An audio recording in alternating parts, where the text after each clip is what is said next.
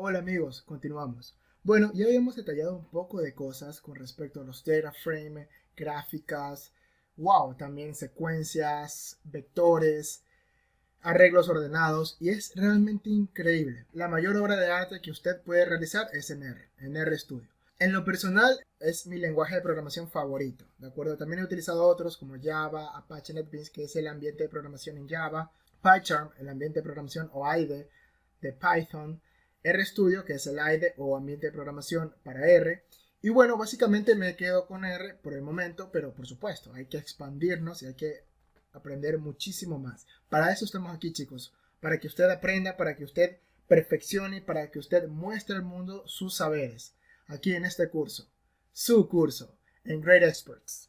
Bueno, ahora vamos a ver los usos de R. R puede ser usado como calculadora. ¡Wow! R evalúa e imprime los resultados, ¿de acuerdo? Es decir, los muestra, de cualquier expresión y de cualquier tipo de comando en la línea de código dentro de la consola de RStudio, la que estamos viendo aquí justamente, ¿de acuerdo? Las expresiones son tipeadas después del prompt. ¿Qué es el prompt? El prompt, lo que se encuentra a la izquierda de la viñeta principal, como ese signito que usted tiene allí, ¿no? Lo que está remarcado en verde, ¿de acuerdo? Al lado de ese type, de ese print que usted está observando allí, de ese palito verde, al lado izquierdo observamos el prompt, ¿de acuerdo? El resultado aparece de la siguiente manera. Si deseamos utilizar 2 más 2, ya nos sale en primera instancia 4.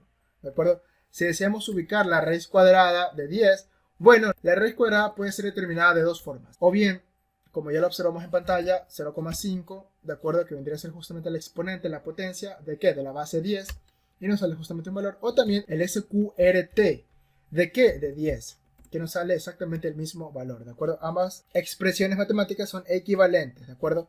Si ubicamos las potencias, 2 por 3, por 4, por 6, ¿de acuerdo? Nos sale un valor que vendría a ser 144, ¿cierto? Vamos a ver justamente algo interesante. Vamos a sacar el interés de $1000, ¿de acuerdo? Con una tasa de interés del 7.5% para 5 años, ¿de acuerdo? Vendría a ser 1000, ¿cierto? Por 1 más 0,075, ¿de acuerdo? Elevado al periodo que vendría a ser en años, sería 5, y nos sale que en total vendría a ser justamente todo este valor, ¿de acuerdo? A pagar, ¿cierto? Pero por supuesto, no deseamos eso, deseamos sencillamente el valor neto del interés, que vendría a ser justamente el interés que usted estaría pagando para los 5 años con una tasa de interés del 7.5%, 435.6293. De hecho, esto es muy importante, les comento, porque este de aquí vendría a ser justamente la tasa de interés compuesta, ¿de acuerdo? Cuando usted ve matemáticas financieras o cosas así. Eso lo podríamos observar en cursos posteriores, no hay ningún inconveniente. Todo lo que usted desea aprender, lo aprende aquí, o al menos la mayoría, lo más significativo. Si deseamos determinar justamente el valor pi, nos sale justamente el valor que se muestra en pantalla, 3,141593, ¿de acuerdo? Algo sumamente importante, el valor pi. ¿Cuál vendría a ser la circunferencia de la Tierra, de acuerdo, en kilómetros, con un radio de 6.378 kilómetros? Bueno, vendría a ser de la siguiente manera. Sabemos que el diámetro, de acuerdo, que hace referencia a la circunferencia, aquí vendría a ser igual. Bueno, vendría a ser igual sencillamente a 2, ¿de acuerdo? Por pi por el radio, ¿cierto? El radio ya lo tenemos, que es justamente 6.378 kilómetros, ¿de acuerdo? Entonces detallamos lo siguiente, 2 por pi, que vendría a ser ahora el diámetro, es decir, la circunferencia de la Tierra, por 6.378 kilómetros, y nos saldría que el diámetro de la circunferencia vendría a ser 40.074.16 kilómetros, ¿de acuerdo? Algo sumamente importante. Ahora, si deseamos determinar el seno de qué valor, bueno, vendría a ser de los siguientes valores, que vendrían a ser los grados sexagesimales correspondientes, 30, 60 grados, 90, ¿de acuerdo?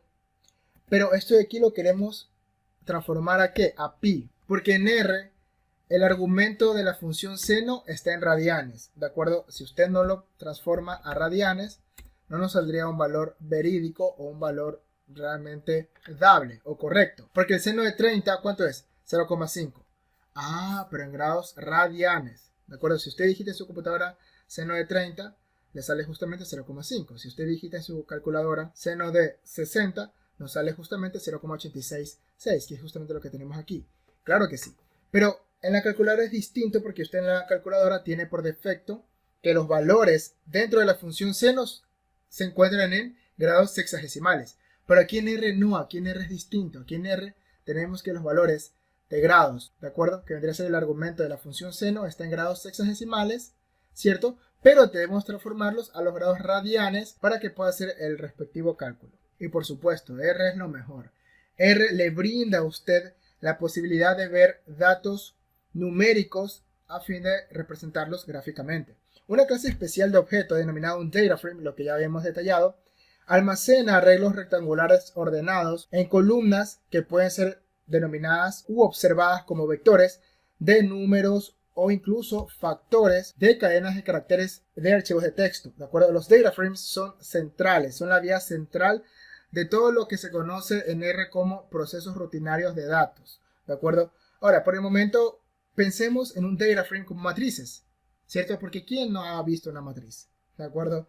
Donde las filas son observaciones y las columnas son variables, como ya lo habíamos mencionado previamente. Entonces, en el primer ejemplo vamos a considerar el data frame Hills. Por supuesto, el data frame Hills consta de 3 columnas, es decir, 3 variables, con los nombres distancia, climb, que vendría a ser justamente la escala, y el tiempo, ¿de acuerdo? Si tipeamos el comando principal summary, que es justamente el que estoy tipeando en pantalla, summary, de esta manera, y ubicamos el nombre del data frame Hills, tendríamos justamente lo siguiente, el data frame que ya vamos a observar a continuación. Ahora bien, usted necesita esta librería denominada mass, que vendría a ser MASS, para poder hacer llamado a este data frame Hills, ¿de acuerdo? Justamente el data frame que tenemos aquí en pantalla, ¿de acuerdo? Hills, que me trae justamente la distancia, el climb, que vendría a ser justamente la escala, y el tiempo, ¿de acuerdo? Algo sumamente importante. Ahora, si usted no tiene esta librería o este paquete denominado mass, usted sencillamente se va a RStudio, da clic en la pestaña Packages, ¿de acuerdo?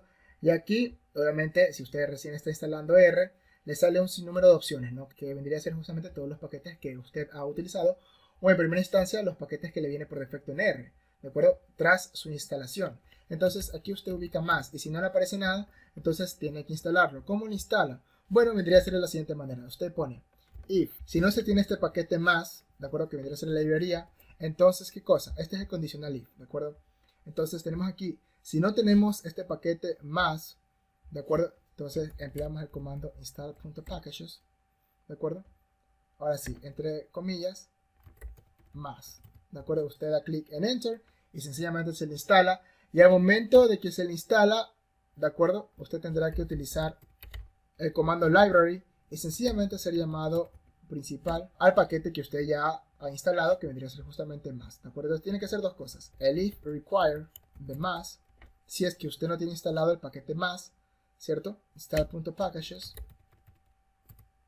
¿verdad? Y luego ubicar justamente el library más, ¿de acuerdo? Obviamente tiene que esperar, ¿no? Usted primero digita aquí más, y esto de aquí le va a aparecer tras haber dado enter a esta línea de código que le estoy mostrando aquí en pantalla. Obviamente esto de aquí puede cambiar, esto de aquí admite cualquier clase de paquete o librería que usted desee instalar. ggplot2, si quiere hacer gráficos de primer nivel, viñetas tales como txplot, que vendría a ser justamente series de tiempo, ¿de acuerdo? Algo sumamente importante. Bueno, entonces hacemos uso del data frame denominado Hills o de la dataset, ¿de acuerdo? Observamos que como filas tenemos ¿qué cosa? Tenemos el nombre de países o lugares donde se ha suscitado o donde han experimentado cada una de estas variables con sus respectivas observaciones, ¿de acuerdo? Podemos ver la estructura interna del data frame denominado Hills y tenemos 35 observaciones de 3 variables, ¿de acuerdo? En donde cada observación me detalla el nombre de algún lugar en específico, ¿de acuerdo? Algo sumamente importante con 3 variables. Pero bueno, como lo habíamos mencionado previamente, vamos a ubicar el comando summary con respecto al data frame que ya habíamos mostrado y tenemos justamente una distancia, un climb y un time. Por supuesto, 2 variables son numéricas, excepto climb, que vendría a ser entera, pero claro que pasa como una variable numérica, dado que el resumen que nos da es justamente de los 5 números principales. ¿Cuáles vendrían a ser? El mínimo, el primer cuartil, la mediana, la media, el tercer cuartil y el máximo, ¿de acuerdo?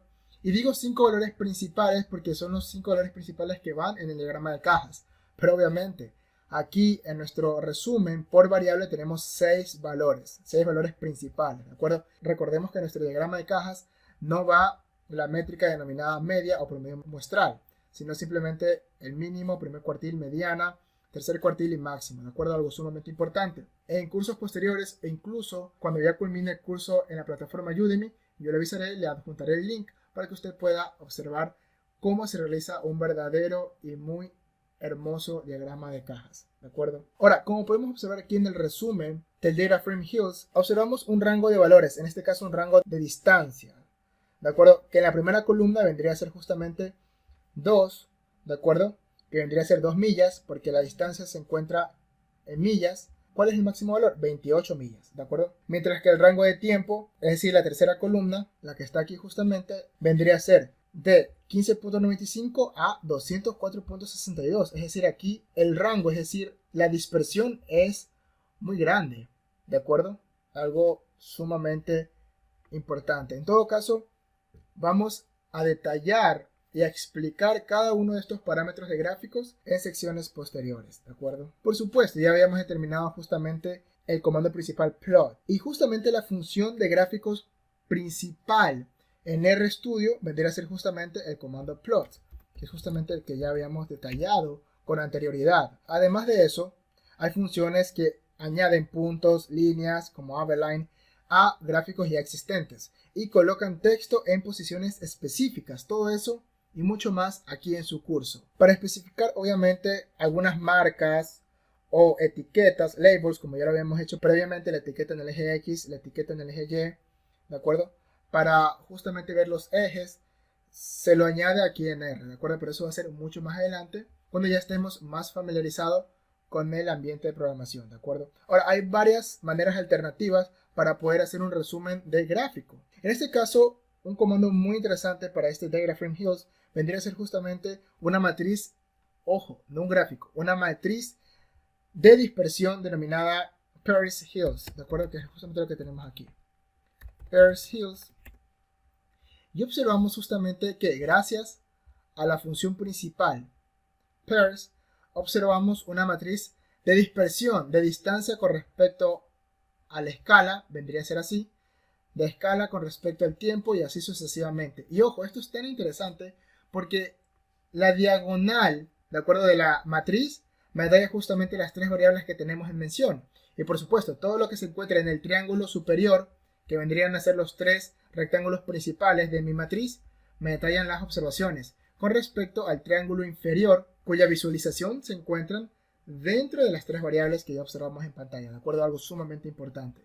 Y esto es tan interesante porque observamos aquí la distancia, pero si observamos aquí la distancia, ¿con respecto a qué? Con respecto al climb, que vendría a ser justamente la escala. Asimismo, podemos observar el climb, la escala, con respecto al tiempo, ¿de acuerdo? Algo sumamente importante. Increíble, ¿no? Bueno, ahora los ejemplos que vamos a observar son aquellos denominados como correlación y regresión.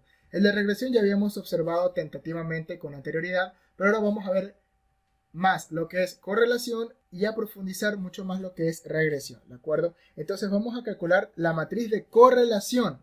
Voy a ponerlo aquí como un comentario y en inglés, porque yo sé que a usted le encanta el inglés. We calculate the correlation, ¿verdad?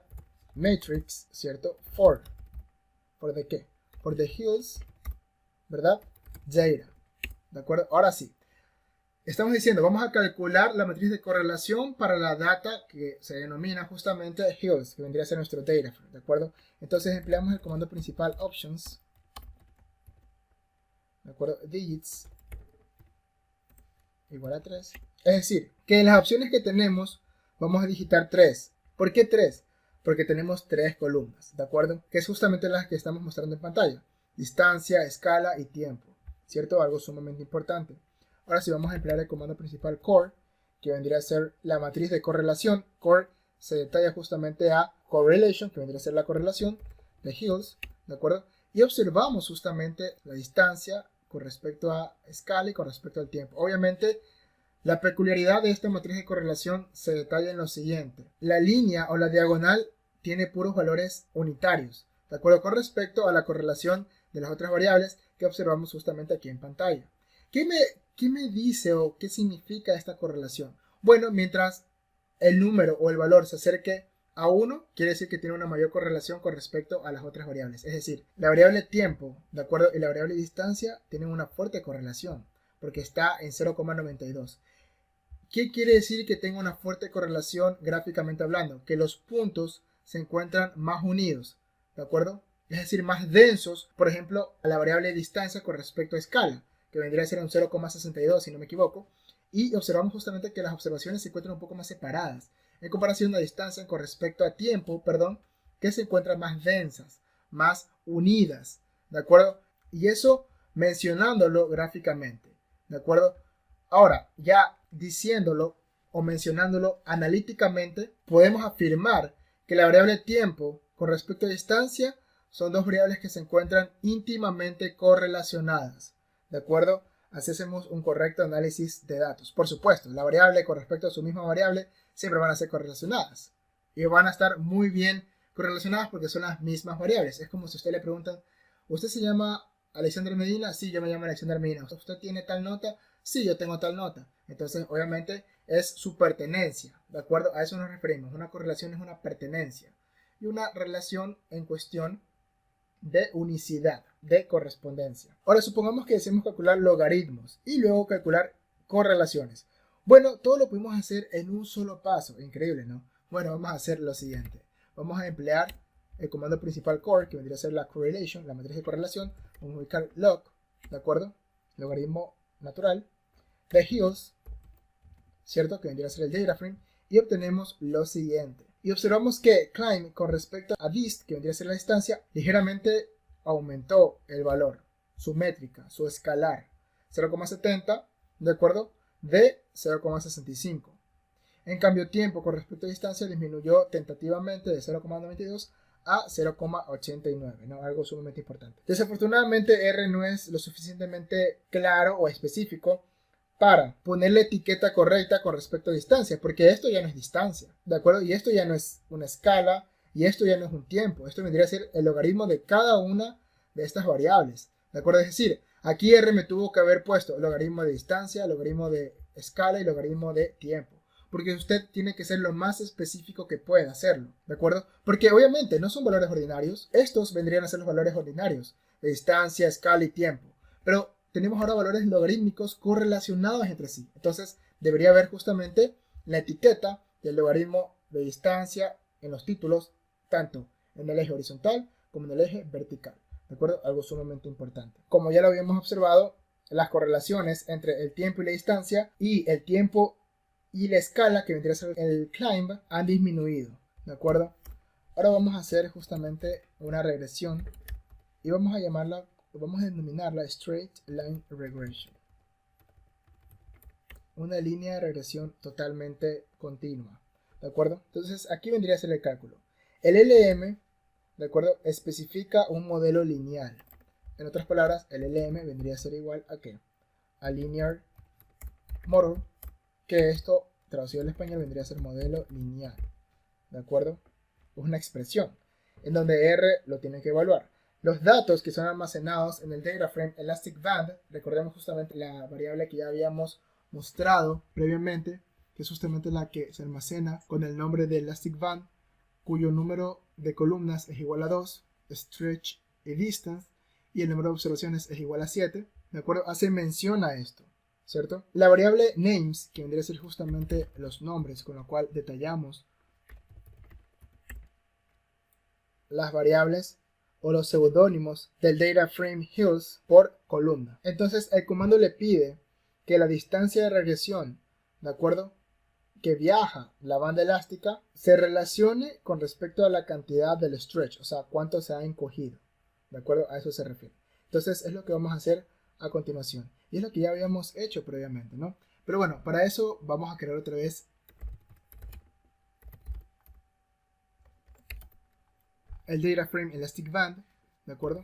Porque ya lo había eliminado, no hay ningún inconveniente. Lo volvemos a ubicar, ¿cierto? Ubicamos aquí stretch, ¿de acuerdo? Y tenemos justamente lo siguiente. Tenemos 46, 54, 48, 50, 44, 42, 52. Tenemos 7 valores, ¿no? Sí, tenemos 7 valores. Y aquí tendríamos también la variable denominada distance, que vendría a ser justamente la elongación o distancia. No habría ningún inconveniente. 148, ¿verdad? 182, ¿cierto? 173, 166, 109, ¿verdad? 141, 166. Bueno, así observamos justamente el Elastic Band, que vendría a ser el data frame o la base de datos que acabamos de crear. Bueno, es la que justamente observamos en pantalla y vamos a realizar el respectivo gráfico, que justamente es por eso que la hemos creado, ¿verdad? Entonces vendría a ser stretch, ¿cierto? Data vendría a ser igual a ¿qué? Exacto, Elastic Band, ¿de acuerdo? Y el PCH vendría a ser igual a ¿qué, amigos? Exacto, igual a 16. Y observamos justamente en pantalla lo que tenemos como gráfica, algo sumamente importante. Observamos justamente que a medida que aumenta el stretch, aumenta la distancia. En sesiones anteriores habíamos graficado, de acuerdo, al revés, las variables. El stretch como variable de respuesta y distancia como variable predictora. No hay ningún inconveniente. Me parece que este es el orden correcto, de acuerdo, de utilización de las variables con respecto a la gráfica que ya estamos observando. Y no se preocupe.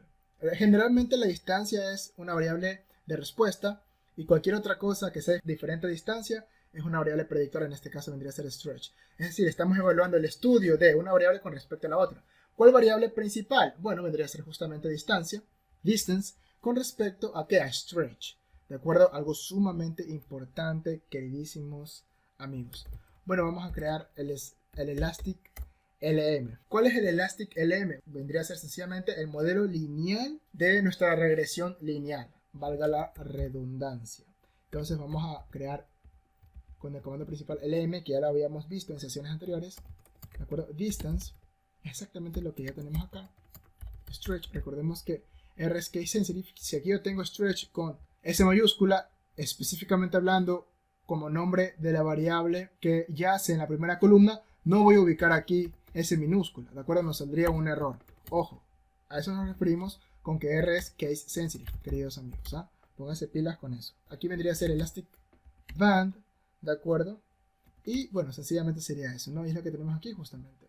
Elastic.lm, una lista de 12 variables. Aquí no vendría a ser una lista, sencillamente vendría a ser una regresión lineal, que es lo que tenemos aquí. El intercepto vendría a ser con un valor negativo en el eje de las ordenadas, es decir, aquí en el eje de las ordenadas vendría a ser menos 64 aproximadamente, y tendríamos una pendiente positiva, realmente muy fuerte, 4,55, ¿de acuerdo? Algo sumamente importante. Ahora, podríamos ver a más detalle o a más profundidad aquella regresión con los valores especificados a continuación. Con el comando summary ubicamos justamente lo que ya habíamos observado de nuestra regresión lineal. Vendría a ser elastic.lm, ¿verdad?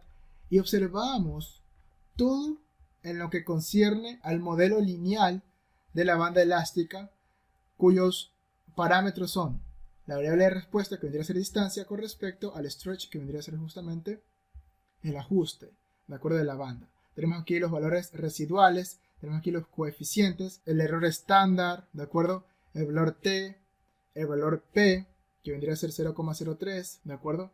Algo sumamente importante. El R ajustado, y todo esto de aquí es estadística, y eso se lo verá en un curso de estadística, pero no deja de ser realmente increíble.